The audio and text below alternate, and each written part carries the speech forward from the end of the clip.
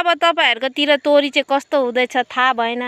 हाम्रैतिरको तोरीको गति हेर्नु न, लाई लागेर खत्तम तोरी बिल्कुल राम्रो छैन, बिल्कुल सबै डढेली लागेछ। यहाँ हेर्नु क्या हो यस्तो तोरी।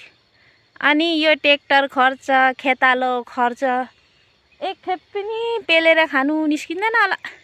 यहाँ त टिके तोरीको गति फिलिङ्गे चाहिँ वहाँ मजा भन्छ, मजाले पहेँलो फुलिरहेछ। कस्तो मजा।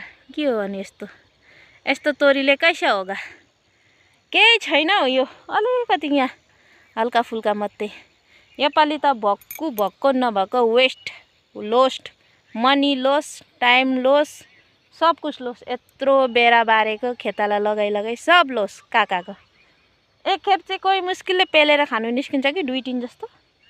त्यो नि बिउ राख्दै ठिकै हुन्छ। के को पेलेर खानु, के गर्नुहुन्छ। किसानहरुको योपालि तोरी फापरको राम्रो छैन।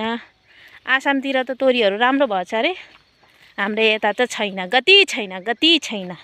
यसै ट्र्याक्टर भाडा कति घण्टा लगाएको थियो नि, यत्रो धेरै लगाउनु त।